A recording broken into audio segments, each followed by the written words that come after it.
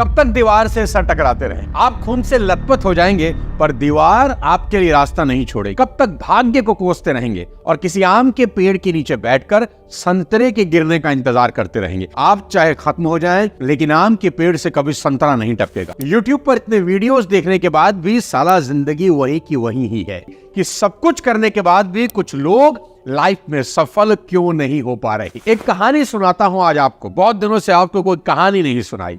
एक सुनार चांदी को तपाने के लिए उसे आग की गर्म लपटों के ऊपर रख रहा था, तो उसका 16 साल का लड़का उसे देख रहा था। बेटे ने कहा, पापा ये क्या कर रहे हो? सुनार ने बेटे से कहा, चांदी को लपटों के ठीक बीचों बीच उस जगह रखना पड़ता है जहां आग की लौ सबसे ज्यादा गर्म होती है, ताकि चांदी का सारा खोट, उसकी इम्प्योरिटी यानी अशुद्धता जलकर राख हो जाए। बेटे ने कहा, आप कब तक इसे ऐसे ही पकड़कर बैठे रहोगे पापा? सुनार ने जवाब दिया, बेटा चांदी को पकड़कर सिर्फ बैठा ही नहीं रहूंगा, बल्कि पूरे समय चांदी पर नजर भी जमाए रखनी होगी। अगर चांदी ज्यादा समय आग की लपटों के बीच रही तो नष्ट हो सकती है। बेटे ने बड़ी मासूमियत से पूछा, पापा आपको कैसे पता चलेगा कि चांदी पूरी तरह शुद्ध हो गई? पिता ने मुस्कुराकर बेटे को जवाब दिया, बहुत आसान, जब उसमें मेरी झलक दिखने लगे, जब मेरा अक्स उसमें नजर आने लगे। नहीं समझे आप?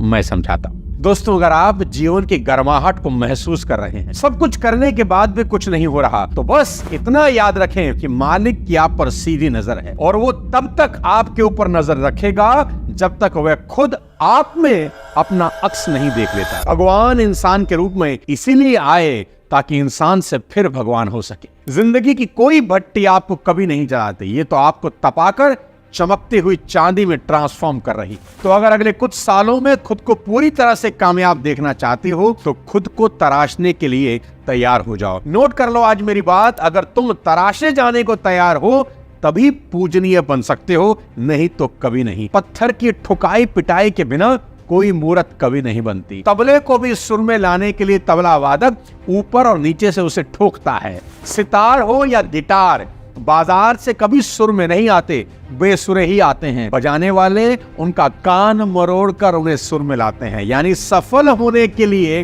तपना तो पड़ेगा।